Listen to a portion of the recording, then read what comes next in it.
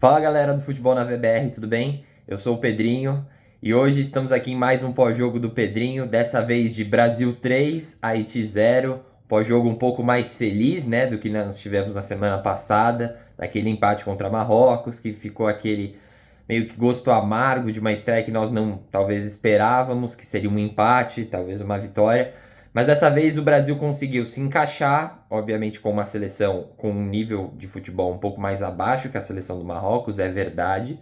Mas é claro que a gente tem que ressaltar as coisas boas, a vitória do Brasil e um jogo bem sólido da equipe em geral. Bom, a gente vai falar de tudo isso, mas antes eu queria pedir para você se inscrever aqui no canal do Futebol na Veia BR, deixar o seu like e ativar o sininho também para que quando a gente postar vídeos novos você poder receber aí no seu dispositivo e, é claro, nos seguir em todas as redes sociais que vão estar aparecendo aí na tela. Bom, o primeiro ponto que eu queria começar ressaltando aqui no pós-jogo é a escalação do Brasil, né? Quando eu peguei a escalação, no primeiro momento eu tive alguns questionamentos a fazer, né? Mudanças significativas, nós tivemos, na verdade, duas mudanças na seleção brasileira em comparação a quem entrou em campo contra o Marrocos, né? A primeira no setor defensivo, que foi a saída do Ibanez, que atuou como lateral direito, sendo um zagueiro de origem. A gente falou muito dessa entrada do Ibanez no último pós-jogo. E a entrada do Danilo nessa posição, que é propriamente um lateral direito de origem. E isso eu pontuava no último pós-jogo, né? A necessidade de um lateral direito e a carência do Brasil nesse setor defensivo. E o Danilo, sendo um dos laterais que atuou bem pelo Flamengo na Libertadores no ano passado, estaria consolidado aí na posição, né? E que me deixou até a surpresa do Ancelotti ter começado uma estreia num jogo mais difícil com um lateral improvisado. Setor de meio campo, nós não tivemos nenhuma mudança, né? A mesma trinca ali que entrou no meio campo com Bruno Guimarães, Casemiro e Paquetá se manteve. E a outra mudança veio no setor de ataque, né? Nós temos aquele trio de ataque, né? Tínhamos, perdão, com Vinícius Júnior, Rafinha e Igor Thiago. Nós tivemos só essa mudança do Igor Thiago, né? Mais centralizado, que atuou mais centralizado, teve um desempenho abaixo do esperado. Nós tivemos a entrada hoje do Matheus Cunha. Ao ver isso, eu acho que todo torcedor, ao ver, se questionou da seguinte maneira: será que o Matheus Cunha também não iria ter um desempenho um pouco abaixo? Afinal, nós estávamos preparados para uma possível entrada do Endrick, talvez. Ah, será que o Igor Thiago, que não atuou tão bem, a gente não precisa de agora colocar o Endrick? Será que o Ancelotti enxergou isso? Tá. Mas enfim, aí veio o Matheus Cunha. Tudo bem, a primeiro momento uma escalação não muito diferente do esperado, mesma coisa do jogo passado, só que o Matheus Cunha, ele abriu agora um campo para a gente começar a falar dele, e ele merece sim menção, porque ele fez um jogo que me surpreendeu positivamente, é claro, muito. Então eu também vou comentar sobre ele já já, num bloco à parte. Bom, começa o jogo, né? E até os primeiros 17, 18 minutos, acho que todo torcedor teve o mesmo pensamento que eu. Tipo, um Brasil que parecia não. Tava tentando, mas ao mesmo tempo não tava querendo ganhar o jogo. Por quê? Até os 17, 18 minutos, a gente viu um jogo muito controlado, que parecia que o Brasil estava estudando e o Haiti, obviamente, com uma linha baixa, querendo se defender, porque sabia que a seleção provavelmente viria para cima, né? O esperado quando você está enfrentando um adversário de alto calão, como a seleção brasileira, que é uma grande seleção. Mas o que acontece? Até os 18 minutos, o que a gente teve do Brasil? Muita bola para a área, lançamento, sem criatividade, sem construção propriamente dito. Então, era um time do Brasil que não se encontrava taticamente, passes para lá, passes para cá, o Brasil tentando chegar, mas sem chances expressivas, o Haiti tentando se defender como podia, às vezes uma bola ou outra tentava uma arrancada, mas que obviamente a defesa brasileira continha de uma certa rapidez. E nada mais. Nada mais. A gente vai ter o primeiro lance de perigo real do Brasil aos 20 minutos do primeiro tempo. Aos 20 minutos. E nisso, já teve uma chance do Haiti, um lançamento para a área, não vou lembrar o nome do jogador agora que realizou o lançamento, que levou um certo perigo. Tanto que a gente até deu aquele modo apreensivo. Putz, aí será que o Haiti iria chegar? Será que o Haiti iria buscar um gol? Esse foi outro questionamento. Bom, o time do Brasil vai começando a melhorar depois desse lance de perigo aos 20, e logo aos 22 minutos, a gente já tem aquele lance bizarro que originou o gol do Brasil, uma bola para a área, a bola pega no zagueiro, pega no Matheus Cunha, pega em todo mundo ali, no final a gente não sabe nem se foi gol do Matheus Cunha, foi gol contra, a gente só viu a bola pegando no Matheus Cunha ali, no zagueiro, e indo lentamente pro gol, o goleiro do Haiti acabou caindo pro lado esquerdo, né, lado direito do televisor, e a bola entrando e a gente fica meio que assim, tá, foi gol, o juiz não vai tirar? Gol legal do Brasil. Ufa.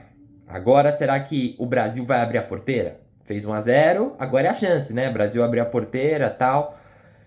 E assim, realmente o Brasil melhorou no jogo. Dá pra falar que o Brasil melhorou no jogo, o Haiti se defendendo como podia.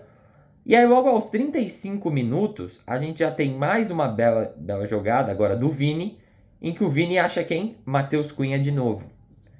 Matheus Cunha, fenomenal, acha um chute brilhante no canto, né, direito, alto do goleiro, aqui esquerdo nosso, né, pra gente que tá vendo da TV, enfim, do veículo comunicativo. E é um chutaço que eu fico até que você não espera que o Matheus Cunha, né, iria ter essa qualidade, tanto que eu digo que me surpreendeu demais o Matheus Cunha, porque teve jogos na seleção, né, amistosos, eliminatórios, que o Matheus Cunha não é que ele tinha desempenhos péssimos, mas ele também não tinha desempenhos bons.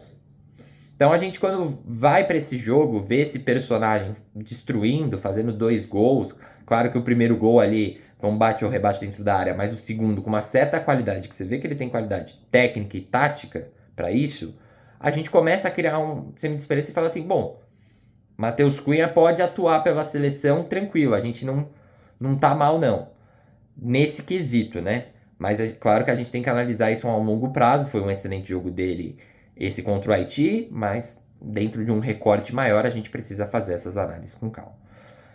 E aí, beleza. Aí corta, depois do gol do Brasil, a gente tem um momento que começa a gerar uma apreensão, que é o seguinte: aos 40 minutos, o Rafinha ele sai de campo meio que mancando, ele sente.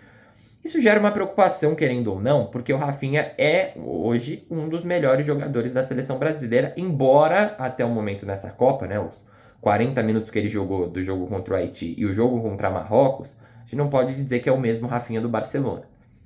Um desempenho bem abaixo. E eu até estava comentando isso nos bastidores, o quão houve uma inversão de papéis está rolando nessa Copa do Mundo, porque o que a gente via nas eliminatórias e nos amistosos? O Rafinha indo melhor que o Vinícius Júnior na seleção brasileira, né? O Rafinha sempre muito presente, sempre chamava a bola, sempre corria gols, assistências. E nessa Copa nós estamos tendo, né, até o momento, uma reviravolta, com o Vini Júnior desempenhando um melhor futebol que o Rafinha. Claro, são 2 jogos, é um recorte talvez muito curto da gente analisar. Em geral, se você for pegar, Rafinha joga mais futebol pela seleção brasileira do que o Vinícius Júnior, isso é um fato. No entanto, momento atual, Vinícius Júnior joga mais que o Rafinha, e essa lesão deixa assim em aberto se o Rafinha já não estava sentindo incômodos na partida contra Marrocos. Claro que assim, foi um momento ali específico do jogo, final do primeiro tempo, em que a gente, putz, fica assim. Aí corta de novo, vou ter que falar do Endrick de novo. Quando o Rafinha sente, já começa aquele negócio. Agora o Endrick vai entrar. Agora o Endrick vai entrar. Só que a gente também cai por terra, cai de joelhos no tapete. O Ryan entra no lugar do Rafinha. Ryan, inclusive, que eu vou também falar um pouquinho dele no final do vídeo, sobre o desempenho do menino, né, dos garotos mais jovens, a vestir a camisa da seleção brasileira em uma Copa do Mundo. E sem contar uma qualidade absurda, mas já já a gente comenta. Antes do fim do primeiro tempo, já tem um outro momento também que, assim, né, nos marca, que é o Brasil vai começando a tocar a bola e o Paquetá, muito criticado, ele acha um passe para o Vinícius Júnior, um bom passe, e o Vini toca e faz o 3-0 Brasil. Beleza, aí termina o primeiro tempo. Quando sai esse 3-0 Brasil, claro, a gente começa a ficar mais esperançoso e rola até o seguinte pensamento: bom, se o Brasil conseguiu o 3-0, o Brasil vai fazer uma goleada, né? Será que vai ser 5, 6? Ou até, sei lá, um 7, igual o da Alemanha?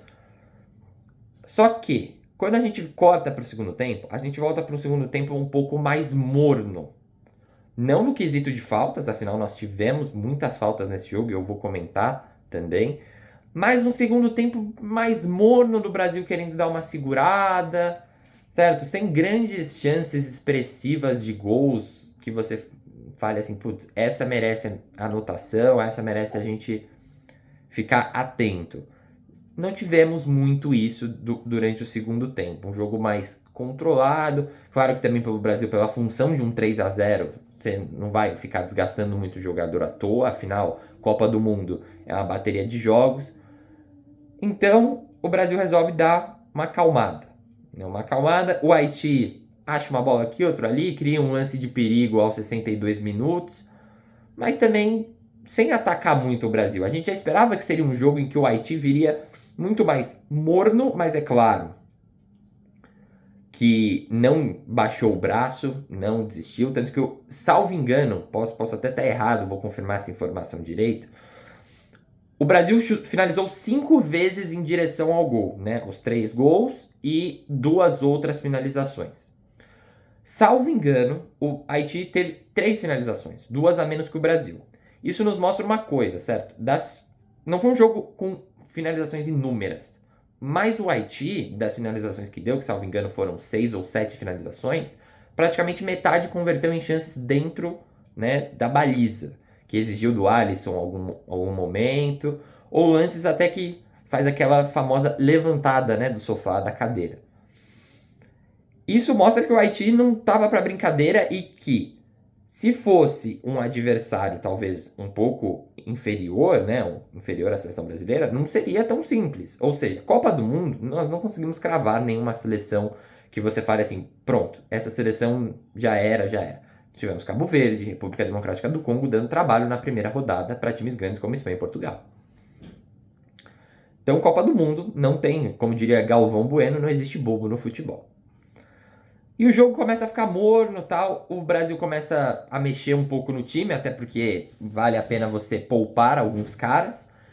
Martinelli entra e junto com o Martinelli entrando, vem a entrada mais esperada por todos nós desde a Copa do Mundo, desde, enfim, os últimos jogos. O Endrick entra em campo.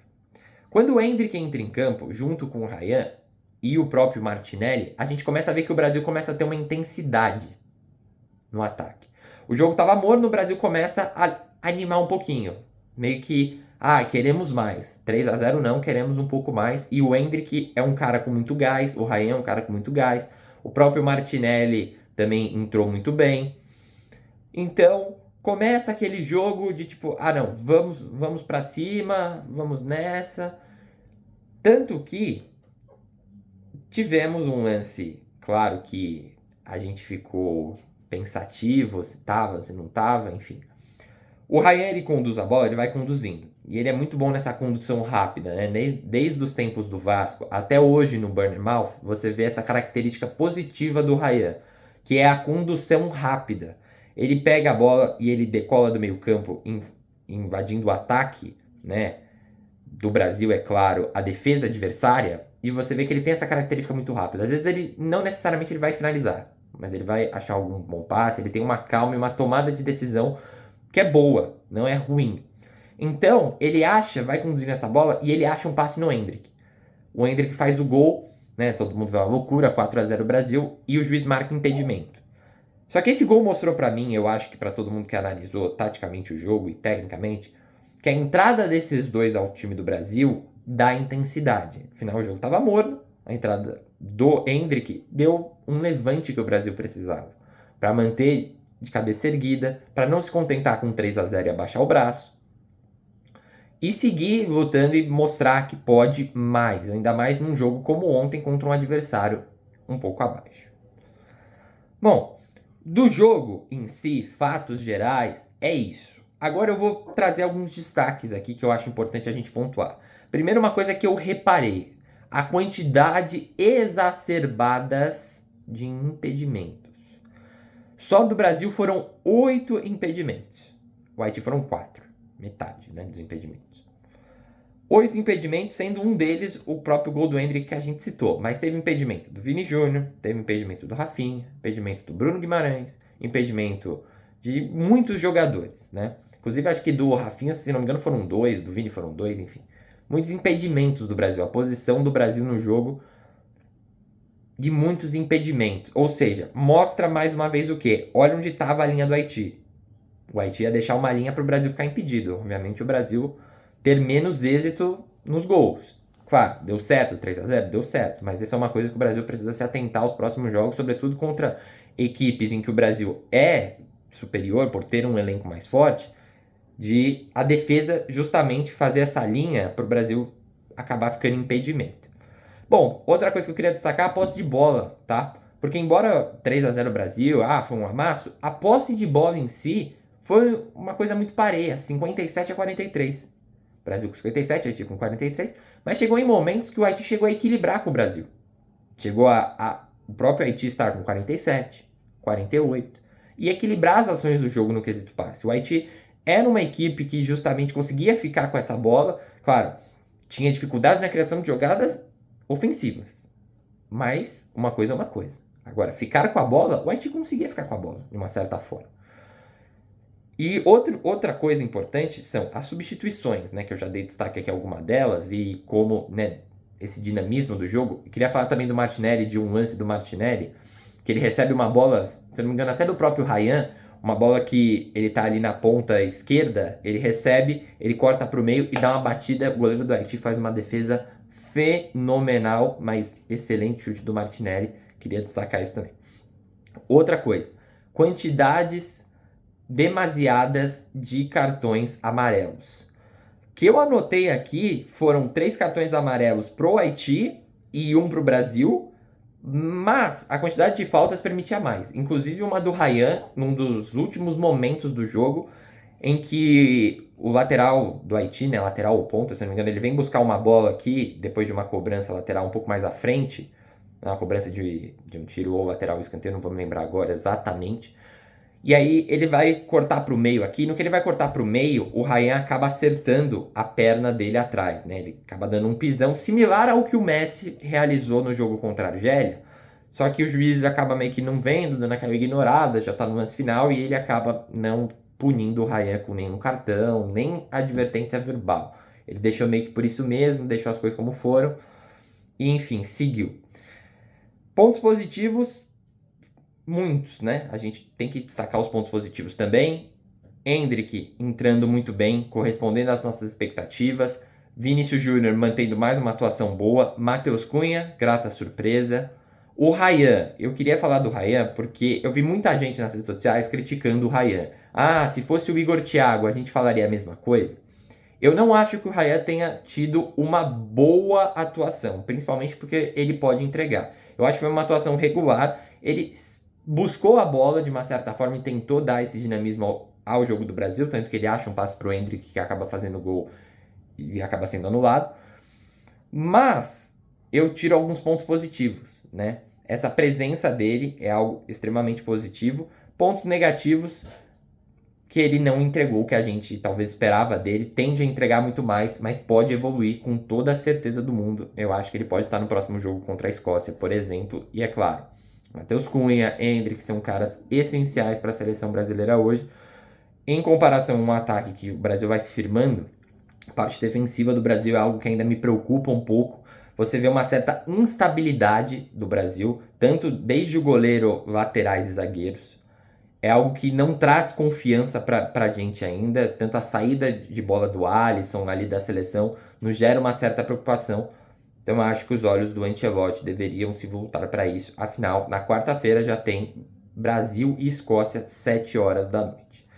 Bom, galera, no mais é isso, né? Feliz pela vitória da seleção brasileira, primeira vitória nossa nessa Copa do Mundo de 2026. Seguimos nessa, rumo ao título. Queria pedir mais uma vez, se você tiver gostado, deixe seu like no vídeo, se inscreve, ativa o sininho e nos siga em todas as redes sociais. Obrigado, nos vemos no próximo pós-jogo. Tchau, galera!